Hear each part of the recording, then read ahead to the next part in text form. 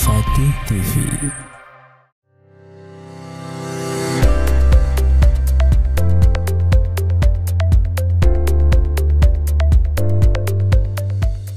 Bismillahirrahmanirrahim. Assalamualaikum warahmatullahi wabarakatuh.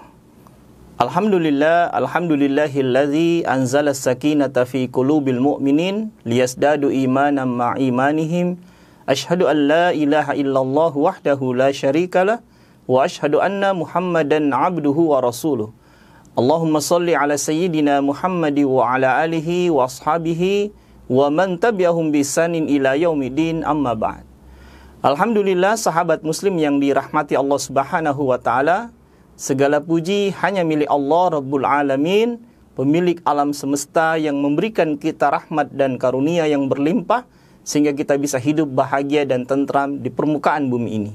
Salam dan salawat kita kirimkan ke hadirat Rasulullah Muhammad sallallahu alaihi wasallam. Sahabat muslim yang berbahagia, dalam masa pertumbuhan manusia ada satu fase peralihan yang disebut dengan fase puberitas, atau dalam Islam atau dalam ilmu fikih disebut dengan masa akil balik, yaitu masa di mana fisik manusia itu sempurna, kemudian akal manusia juga sempurna, sehingga orang-orang yang balik dan kemudian berakal sehat pada masa itu, syariat itu sempurna bagi mereka, dalam makna sempurna untuk mereka jalankan. Harus mereka jalankan. Orang-orang yang sudah masuk akil balik, kemudian tidak melaksanakan kewajiban, misalnya tidak sholat, tidak menutup aurat, dan sejenisnya, maka berlaku dosa bagi mereka. Beda dengan orang-orang yang belum balik, ataukah orang yang sudah balik tapi tidak berakal. Maka masa puberitas atau masa akil balik ini adalah masa yang sangat penting untuk dipahami dan untuk diketahui oleh setiap orang, baik oleh generasi muda yang masuk dalam fase itu, maupun orang tua yang memiliki anak yang berada pada fase peralihan dari remaja ke akil balik. Sahabat muslim yang dirahmati Allah Subhanahu wa taala, kalau kita lihat pada perempuan dan pada laki-laki, itu berbeda tanda yang Allah Subhanahu wa taala berikan. Kapan seorang perempuan dikatakan balik dan kapan seorang pria dikatakan balik.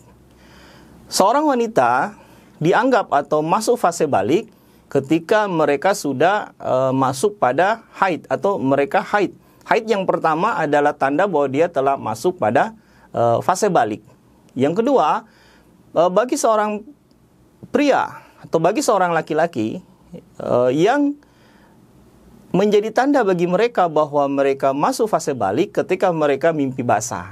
Jadi ini tanda kalau bagi perempuan adalah haid, bagi laki-laki itu adalah mimpi basah. Kalau terjadi peristiwa seperti itu pada keduanya, atau pada laki-laki dan pada perempuan, maka telah berlaku hukum syara secara sempurna bagi mereka. Wajib sholat, wajib menutup aurat, dan lain sebagainya. Ketika mereka melanggar, mereka berdosa. Sebagaimana Rasul SAW itu pernah bersabda di hadapan Asma. Ketika Asma itu kemudian terlihat auratnya, Rasul mengatakan, "Wahai Asma, jika wanita telah balik, maka wajib baginya menutup auratnya, kecuali hasa wa hasa, kecuali ini dan ini." Sambil Rasul menunjuk wajah dan tangannya. Jadi itu menandakan bahwa kalau sudah balik, ya berlaku hukum syariah. Nah, balik ini dalam bahasa psikologi disebut dengan puber. Ya. Hanya saja dalam perkembangan, dalam pertumbuhan manusia ternyata ada juga dikenal dengan istilah puber yang kedua. Itu. So dalam fikih dan juga dalam ilmu kejiwaan itu tidak ada istilah puber yang kedua. Tapi dalam ilmu sosial atau dalam istilah-istilah masyarakat itu berkembang istilah puber yang kedua. Puber yang kedua ini bukan berarti haid lagi atau mimpi lagi, tidak. Karena ketika wanita itu haid pertama, maka itu akan rutin secara normal setiap bulan mereka akan haid. Laki-laki kalau sudah mimpi basah, dia akan mimpi basah berulang-ulang sampai kemudian batas tertentu, misalnya kalau sudah menikah ya tidak lagi dia mimpi basah. Lalu apa yang dimaksud dengan puber yang kedua ini? Ternyata puber yang kedua ini dalam istilah masyarakat itu tidak seperti itu maknanya. Tapi maknanya puber yang kedua itu ketika laki-laki itu muncul lagi keinginan untuk pacaran itu, atau muncul lagi keinginan untuk tertarik kepada wanita. Sehingga dalam fase ini atau dalam masa ini sangat mudah terjadi perselingkuhan. Nah, itu apa yang kita temukan di masyarakat seperti itu. Biasanya puber yang kedua ini terjadi pada usia-usia 40 tahun. Ya, usia-usia 40 tahun laki-laki itu muncul lagi puber yang kedua, maksudnya genit-genitnya itu. Masa genit-genitnya laki-laki itu puber yang kedua. Kalau istilahnya orang itu STNK ya, sudah tua nakal kembali. Ini yang jadi masalah, sudah tua nakal kembali. Harusnya nyadar kan, dan ini banyak terjadi seperti ini. Banyak perselingkuhan ya, banyak persinahan yang tidak hanya didominasi oleh anak-anak muda, tapi juga di dalamnya ada orang-orang tua yang melakukan persinahan. Bahkan ada yang mati, ada yang meninggal di tempat pelacuran, di tempat persinahan ya, ada yang ketangkap basah dan sejenisnya. Oleh karena itu, Islam kemudian memandang bahwa sebenarnya puber yang kedua itu tidak ada. Tidak ada istilah puber yang kedua. Islam hanya mengenal istilah akil balik. Itu ketika laki-laki mimpi basah untuk pertama kalinya, dan ketika perempuan haid untuk pertama kalinya, maka itu artinya fisiknya sempurna, jiwanya sempurna, dan akalnya juga sempurna.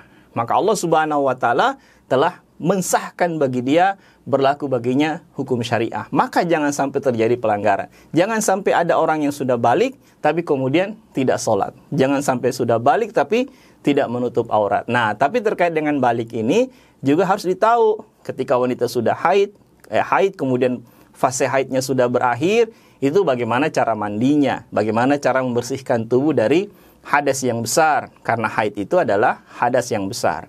Begitu juga laki-laki, ketika mimpi basah itu adalah kondisi di mana dia mengalami hadas ya, hadas besar, maka wajib baginya juga untuk mandi wajib atau mandi besar. Nah, maka seseorang sebelum masuk dalam fase akil balik sudah wajib untuk mempelajari hukum-hukum syariat tertentu, diantaranya tentang tahara misalnya, tentang bersuci, bagaimana mensucikan diri dari najis, dan bagaimana mensucikan diri dari hadas, dan juga tentu sudah belajar tentang sholat, karena sholat ini kewajiban yang tidak bisa ditinggalkan dalam keadaan apapun juga, kecuali seseorang itu masuk kategori orang yang gila, maka tidak berlaku baginya hukum kewajiban untuk sholat. Tapi kalau dia balik dan berakal, maka wajib baginya sholat. Saya kira demikian, sahabat muslim yang berbahagia. Oleh karena itu, yang sudah balik, hati-hati untuk berbuat, hati-hati untuk bertingkah, karena malaikat sudah mencatat apa yang kita lakukan, dan itu nanti akan dihisap, akan dipertanggungjawabkan di hadapan Allah Subhanahu wa Ta'ala di padang mahsyar. Wabillahi taufiq wal hidayah. Wassalamualaikum warahmatullahi wabarakatuh.